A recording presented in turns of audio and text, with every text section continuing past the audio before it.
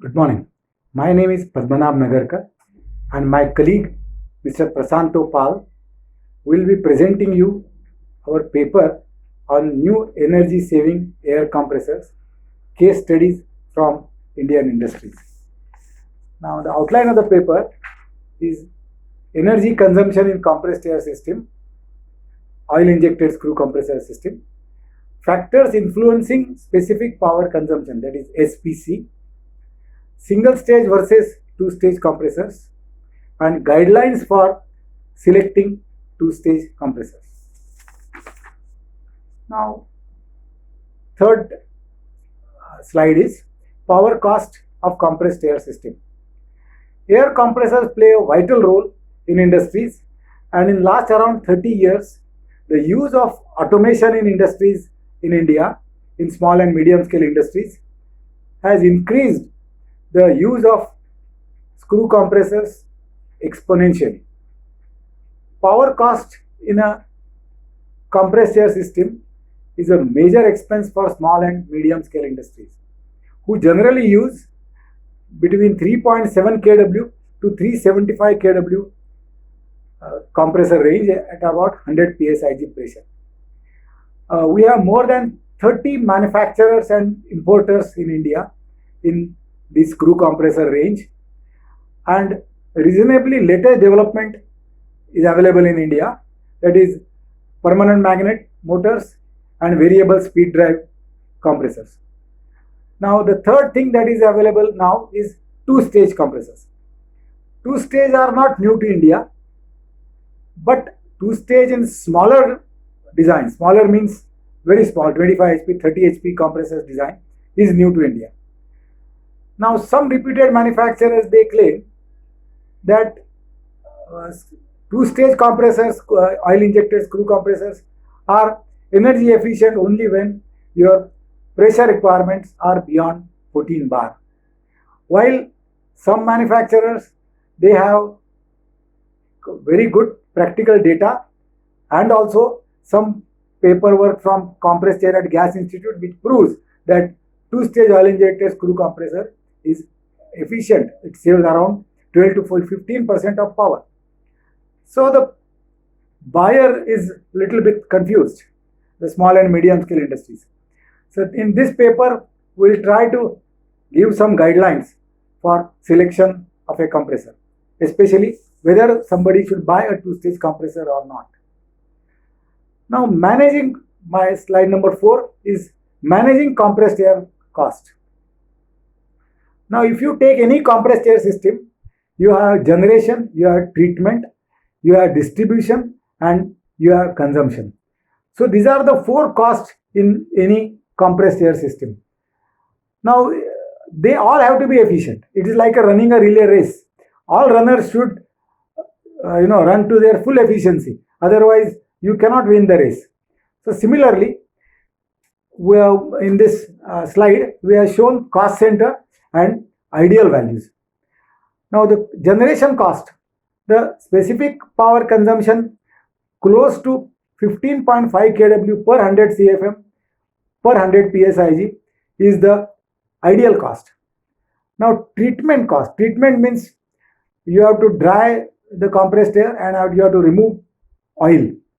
So the ideal values should be pressure drop not exceeding 3 psi with moisture of minus 23 degrees centigrade dew point and oil up to 0.1 ppm. Now distribution cost. Distribution is your air receiver, sizing, location and piping. Now distribution cost, the ideal values is pressure drop at 2 psi and variation of pressure throughout the plant is plus minus 1 psi. The last cost center is consumption cost. This is that consuming machine, but it can be your pneumatic cylinder, it can be your pneumatically operated diaphragm pump, it can be your jet mill, anything.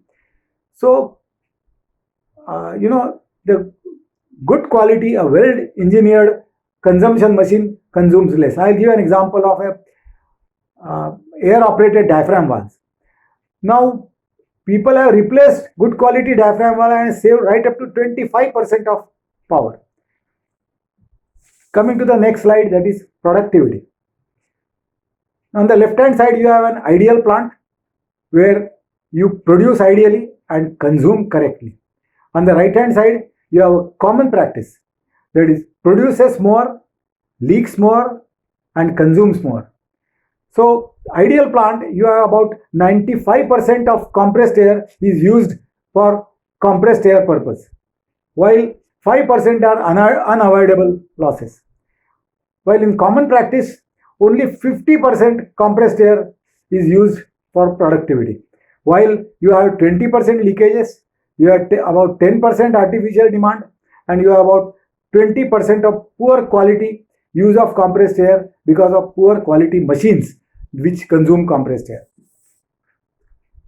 Now we have seen the specific power consumption, that is the machine compressor itself.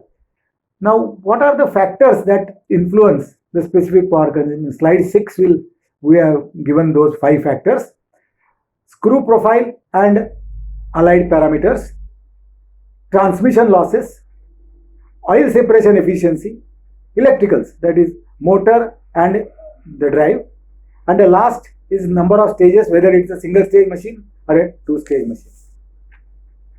Now our slide number 7 is screw profile and allied parameters. Symmetrical profile was the screw profile and allied parameter. Symmetrical screw profile was in use for almost 100 years.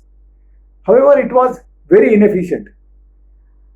In the year 1960, asymmetrical profile was introduced, and it has changed the complete scenario of compressed air, that is compressors manufacture. The reciprocating compressor slowly lost its edge. Around 1980, with the help of computational fluid dynamics, that is CFD, many efficient profiles have been developed, and now for the matter of specific power consumption, the screw profile is a highly mature product. We have shown these two, slide number 8, we have shown these two screw profile. On the left hand side is symmetrical profile, which is no more used now, but the right hand side is asymmetrical profile. You can see that between the male and the female rotor, there is a slight gap, while here on the cross section in the male and the female rotor, the gap is all same all the place, where here it is asymmetrically the gap is designed. Second factor that influences the specific power consumption is oil separation efficiency. In the oil injected screw compressor, the oil is separated when it passes through the baffles in the oil tank. So heavier oil falls down and lighter air separates. But this is not a complete separation. Actual separation has to take place through when the air oil passes through air oil separator. Now air oil separator is made up of fiberglass media and cellulose paper media. Now while separating the oil, the process is called as coalescence, and this process offers resistance. So air oil separator, its quality and the performance definitely gives lot of weightage to the specific power consumption. Now when the separator is new, the pressure loss through the separator is around 0.2 bar, while when the separator is old or is choked, the pressure drop is to the tune of 1 bar, which is at that time it has to be replaced. Now the earlier, say about 40 years back or so, when screw compressors were new in India, the separator life used to be around 2000 hours. It used to pose a lot of pressure drop. The oil carryover was to the tune of as high as 20 ppm. But now with this good quality of papers available and lot of technology put into it, now the new separators give a life of about 8000 hours. The oil content is also to the tune of 2 to 3 ppm. Now the separator design should be such that it should pose minimum resistance, at the same time it should also remove oil. The new separators are also excellent and they meet both the standards. Coming to the third factor, that is the electrical. This is our slide number 10. Now I think the fourth factor. electricals, the motor and the drives. Although in last 25-30 years there is tremendous development in electric motor technology and induction motors like IE3 and IE4 motors. However, the unloaded power still remained a problem. In unloaded condition, oil injected screw compressor consumes as high as 35% power. So if I have a compressor and it is running for 6 hours load and 2 hours unload, in total 8 hour shift, that 2 hours is just a waste of 35%. Introduction of permanent magnet and variable speed drive motor, it was a great advantages for small and medium scale industries who run typically for 8 to 10 hours and also have lot of unloaded time. Now PM and this permanent magnet and VSD is a great energy saver for small and medium scale industries. Only thing, the quality of winding and permanent magnet quality, they decide the full load and park load efficiency of a permanent magnet motor. So combined motor and drive should have efficiency class defined as per IEC 61800-9-2. So small and medium scale industries should ensure that whatever permanent magnet motors and drives they buy, they should meet these standards. Now, two staging. This is slide number 11. Specific power consumption of compressor amongst others depend on two staging. We have also mentioned that some manufacturers claim that beyond only 14 bar you should get saving. But actually, if you have a base load duty and a good quality motor, the two stage really gives good savings. Now, understanding two stage compressor. This graph is self-explanatory. On the x-axis, you have isentropic efficiency in percentage. On the y-axis, you have total input power of compressor in kW. You have this pressure ratio of 2.8 to 1, that is two stage, which is on the upper side graph, and pressure ratio of 7.8 to 1, it is a single stage, which is the lower side of the graph. Now, if you see the isentropic efficiency of a two stage is beyond 85, which is about 15.5 kW per 100 CFM or lower, and for single stage it will be below 80, that is about 16.7 kW per 100 CFM or maybe higher. So for a 1000 CFM 100 PSIG compressor running at as a base load, the specific power consumption difference of 1.2 kW per 100 CFM is about 12 kW per hour, translated to about US dollars of 12,000 per year. This is very high, which is as high as 50% of the cost of a new compressor. Now we come back to this point of the slide number 13. It is efficiency of an air end. Now air end, that is the male-female rotor and the housing which forms the air end. The efficiency of an air end depends on the profile which is generated by CFD, the tip speed, the diameter of rotors, pressure and rotor pairing, that is whether it is 4/6 or 5/6. Now every air end gives its best efficiency at certain values called as optimum values. If you can look at the graph, it is like a V graph. So if you have, suppose you take a compressor of say 1000 CFM capacity, you can have 900, 800 CFM or also 1100, 1200 CFM the same compressor by having different gears. But only at one particular flow, the compressor will give the best efficiency. Now, understanding two-stage compressor. Conventionally, two-stage compressor means intercooling and achieving ideal interstage pressure of square root of P1, P2. P1 being the suction pressure, P2 being the discharge pressure.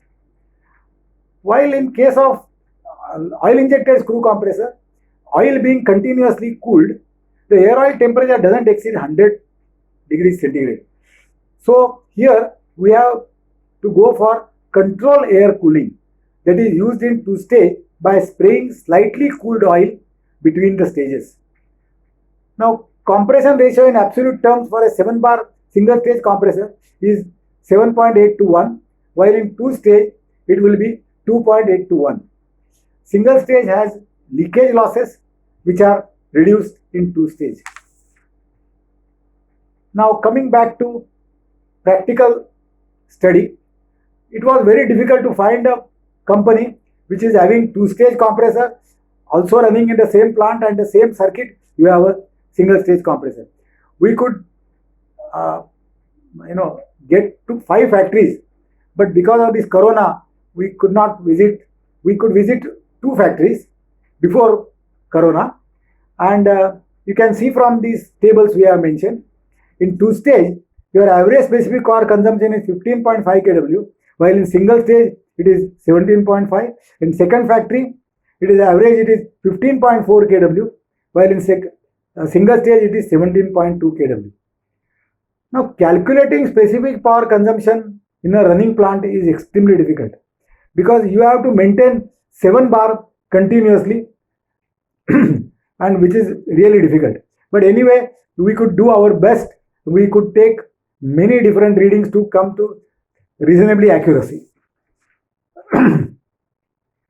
Now guidelines for selection of two-stage compressors in small and medium scale industries. Now if the compressor requirement, we have taken 3 cases of small and medium scale industries.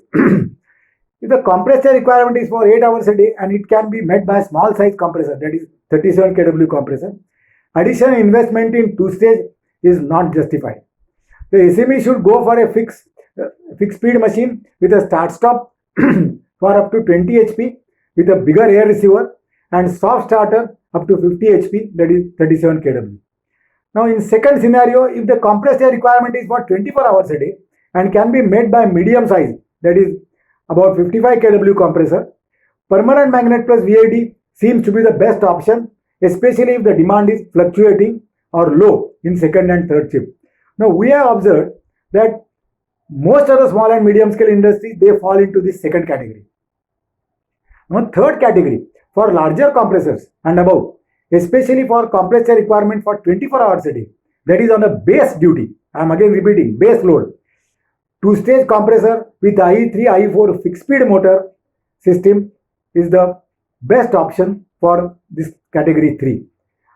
Remember, the small and medium scale industries should procure the compressor from the reputed make from Compressed Air and Gas Institute certified. Thank you very much. I think once again we conclude that small and medium scale industries should not rush for a two-stage compressor for requirement which are less than 400 or 300 CFM. But when the requirement is for larger, that is 600 CFM and above, and as a base duty, two-stage compressor does give you a good saving of 10 to 12%. Thank you very much.